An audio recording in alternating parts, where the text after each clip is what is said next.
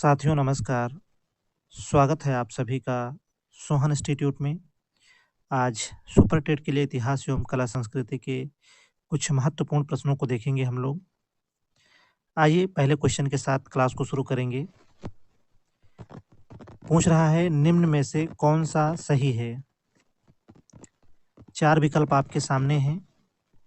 Option A में दिया है सती प्रथा को नियम 17 के तहत बंद किया गया।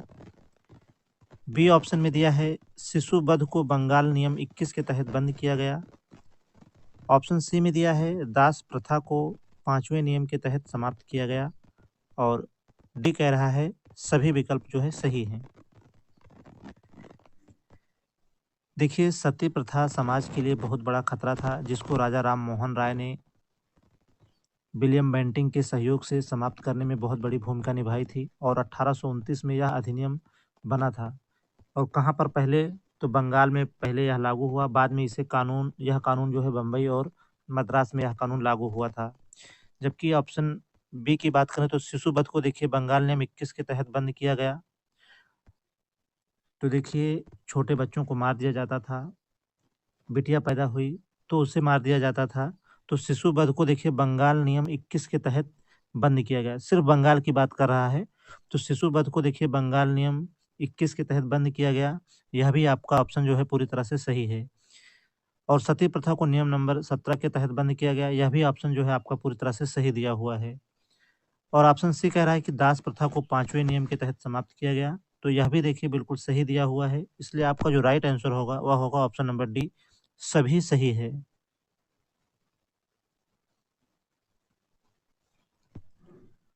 दूसरे प्रश्न पर आगे बढ़ेंगे। 1920 में स्थापित ऑल इंडिया ट्रेड यूनियन के संस्थापक कौन थे? दूसरे प्रश्न के लिए आप लोग उत्तर करेंगे 1920 में स्थापित ऑल इंडिया ट्रेड यूनियन के संस्थापक कौन थे?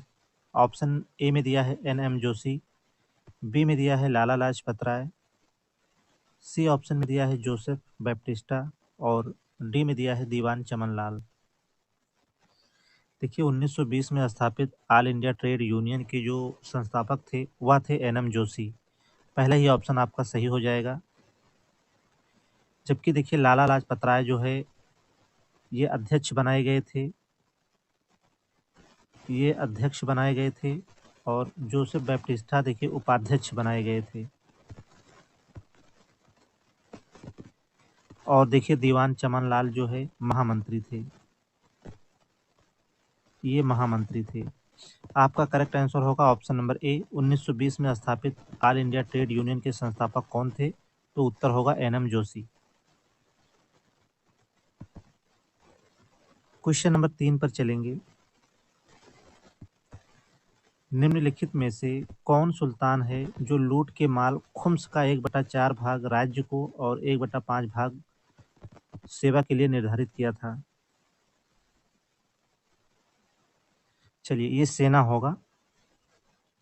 पूछा है निम्नलिखित में से कौन सुल्तान है जो लूट के माल को खुम्स का 1/4 भाग राज्य को और 1/5 भाग सेना के लिए निर्धारित किया था? चलिए देखिए, यहाँ लूट दिया है, खुम्स का मतलब यही है। ऑप्शन ए में दिया है अलाउद्दीन खिलजी, बी में दिया है मोहम्मद बिन तुगलक और सी में दिया है फिरोज शाह तुगलक और डी में दिया है ए व बी दोनों विकल्प सही हैं। देखिए, यहाँ कहने का तात्पर्य है कि जैसे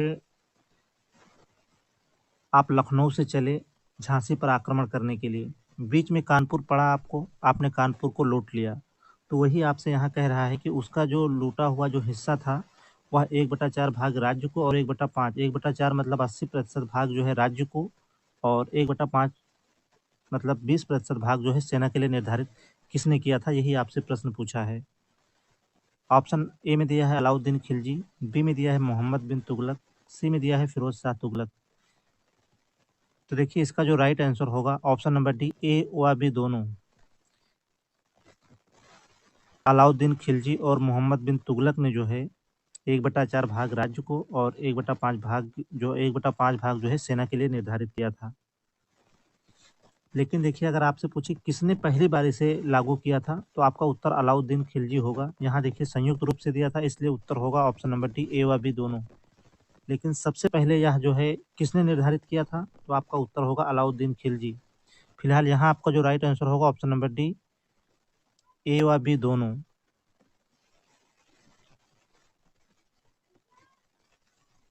अगले क्वेश्चन पर आगे बढ़ेंगे।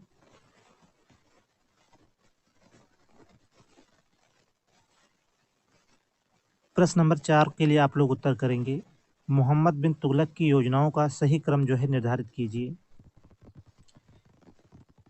देखिए, फर्स्ट में दिया है दोआब में कर वृद्धि, सेकंड में दिया है राजधानी परिवर्तन, थर्ड में दिया है सांकेतिक मुद्रा का प्रचलन और फोर्थ में दिया है खुरासान अभियान। इसको आपको सेट करना है। चलिए, इनकी योजनाओं देखिए, ये इनकी योजनाएं हैं, इनको सही क्रम में आपको व्यवस्थित करना है। तो देखिए, इसका जो राइट आंसर होगा, पहले देखिए दोआब में कर वृद्धि, दूसरा देखिए राजधानी परिवर्तन और तीसरा सांकेतिक मुद्रा का प्रचलन। बिल्कुल देखिए, यह क्रम से दिया हुआ है, इसलिए आपका जो राइट आंसर होगा वह होगा option number D, 1 2 3 4। Right answer होगा ऑप्शन नंबर डी। आइए नेक्स्ट क्वेश्चन देखेंगे।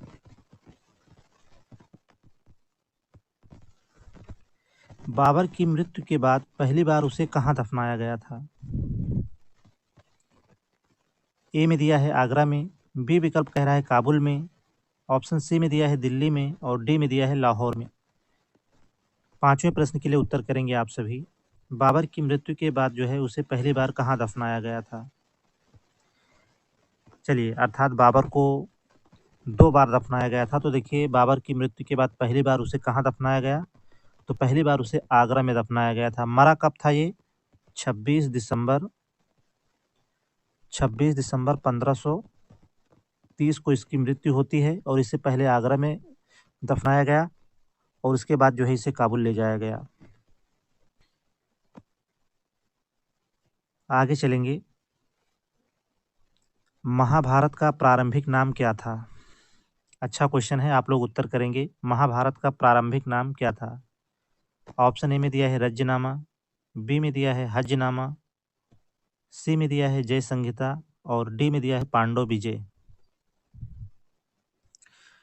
देखिए, आपसे बहुत पूछता है महाभारत का फारसी भाषा में अनुवाद किसने किया? तो देखिए, महाभारत का फारसी भाषा में अनुवाद किया बदायूनी ने। किसके समय में? अकबर के समय में। और महाभारत का प्रारंभिक नाम देखिए जय संहिता था और फारसी भाषा में इसका अनुवाद किया गया रज्जनामा नाम से।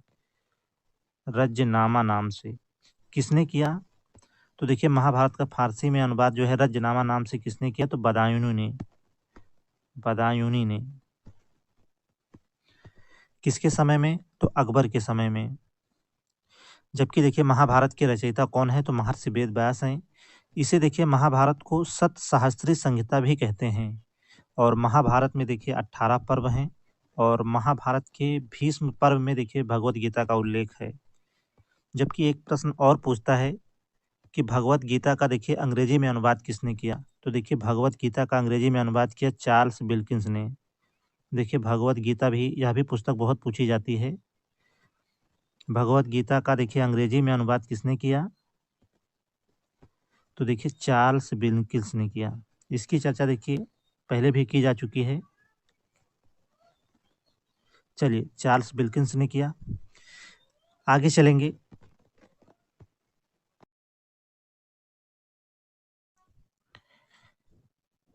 सिखों के 10वें गुरु गुरु गोविंद सिंह किसके पुत्र थे? प्रश्न नंबर 7 के लिए आप लोग उत्तर करेंगे। सिखों के 10वें गुरु गुरु गोविंद सिंह किसके पुत्र थे? ऑप्शन में गुरु नानक देव दिया है, गुरु अर्जुन देव दिया है, गुरु रामदास दिया है और गुरु तेग बहादुर दिया है। उत्तर करेंगे आप सभी। सिखों के 10वें गुरु गुरु गोविंद सिंह जो है किसके पुत्र थे? देखिए, 10 गुरु हुए हैं और 10वें गुरु हैं गुरु गोविंद सिंह। या फिर आपसे पूछ ले अंतिम गुरु कौन है? तो गुरु गोविंद सिंह। और गुरु नानक देव ने देखिए सिख धर्म की स्थापना किसने की? तो गुरु नानक देव ने। और अमृतसर शहर में स्थित स्वर्ण मंदिर के संस्थापक कौन हैं?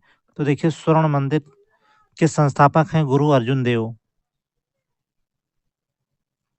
जबकि देखिए, अमृतसर शहर के संस्थापक कौन हैं? तो गुरु रामदास आपका उत्तर हो जाएगा। अमृतसर अमृतसर शहर के संस्थापक हैं गुरु रामदास। जबकि देखिए गुरु अर्जुन देव तथा गुरु तेग बहादुर को मृत्युदंड दिया था जहांगीर और औरंगजेब ने। इन्हें देखिए फांसी पर, खास करके गुरु अर्जुन देव को फांसी पर लटकाया था मुगल बादशाह जहांगीर ने और गुरु तेग बहादुर को देखिए औरंगजेब ने मृत्युदंड दिया था। औरंगजेब ने। चलिए, पूछा था सिखों के 10वें गुरु गुरु गोविंद सिंह किसके पुत्र थे? तो आपका राइट आंसर हो जाएगा option number D, Guru Tegh Bahadur के। डी राइट आंसर होगा। आइए अगला क्वेश्चन देखेंगे।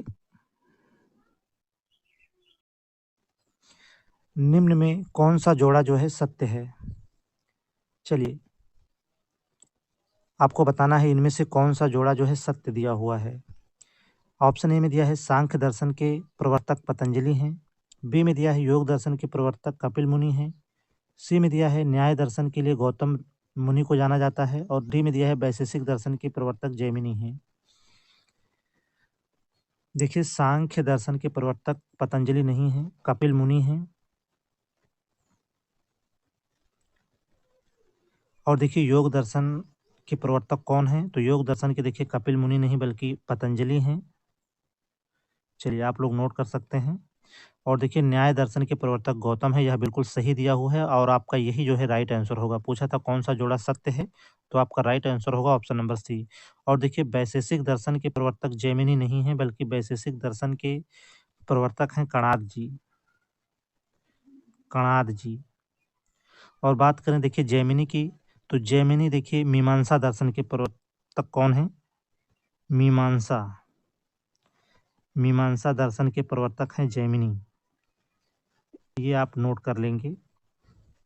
जबकि वेदांत दर्शन के प्रवर्तक कौन है? वेदांत दर्शन के प्रवर्तक हैं बादरायण जी। चलिए, वेदांत दर्शन के प्रवर्तक हैं बादरायण जी। आपको बता दें कि हमारे भारत में कुल 6 दर्शन हैं जिसका जिक्र अभी हमने किया। पूछा था कौन सा जोड़ा सत्य है, तो आपका राइट आंसर होगा option number C. Next question के क्रम में आगे चलेंगे। चपचार कोट त्योहार जो है कहाँ मनाया जाता है? चलिए, 9वें प्रश्न के लिए आप लोग उत्तर करेंगे। चपचार कोट त्योहार जो है कहाँ मनाया जाता है? अरुणाचल प्रदेश में, असम में, मिजोरम में या फिर सिक्किम में? देखिए, चपचार कोट का त्यौहार जो है मनाया जाता है मिजोरम में। और चपचार कोट त्यौहार के दौरान ही यहाँ पर देखिए चिराओ नृत्य किया जाता है। कौन सा? चिराओ नृत्य किया जाता है। चपचार कोट त्यौहार के दौरान ही चिराओ नृत्य किया जाता है। कहाँ? मिजोरम में। सही आंसर होगा ऑप्शन नंबर सी। आइए 10वें प्रश्न पर चलेंगे। नौरोज त्योहार किस धर्म से संबंधित है? नौरोज त्योहार किस धर्म से संबंधित है? ऑप्शन ए में दिया है सिख धर्म से, बी में दिया है हिंदू धर्म से, सी में दिया है पारसी धर्म से और डी में दिया है मुस्लिम धर्म से। चलिए, देखिए नौरोज त्योहार का संबंध है पारसी धर्म से। सी राइट आंसर होगा। और बता दें पारसी धर्म का उदय कहाँ हुआ था? तो पारसी धर्म का उदय हुआ था ईरान में। ईरान की भाषा क्या है? तो देखिए ईरान की भाषा है पारसी लैंग्वेज है ईरान की। और यह देखिए 9 वर्ष त्योहार है। भारत में नौरोज त्योहार का प्रचलन किसने करवाया? तो भारत में नौरोज त्योहार का प्रचलन किसने करवाया था? तो आपका उत्तर होगा बलबन ने। बाद में इसे देखिए बंद करवा दिया था औरंगजेब ने। चलिए, नौरोज त्योहार का जो है किस धर्म से संबंधित हो? आपको उत्तर होगा पारसी धर्म से। चलिए, आप लोगों ने आज 10 महत्वपूर्ण प्रश्नों को देखा। इसी प्रकार देखिए प्रश्नों के सीरीज को और बढ़ाया जाएगा। आप लोग अपनी संख्या भी देखिए बढ़ाएं और ज़्यादा से ज़्यादा अपने मित्रों में क्लास को ज़रूर शेयर करें। और देखिए सोहन इंस्टीट्यूट पर सुपर टेट और यूपी टेट की देखिए स्पेशली क्लास चल रही है। आप लोग ज़्यादा से ज़्यादा जुड़ें और दोस्तों में भी क्लास को आप लोग ज़रूर शेयर करें। आज के लिए सिर्फ इतना ही। क्लास में लगातार बने रहने के लिए आप सभी मित्रों का बहुत बहुत धन्यवाद।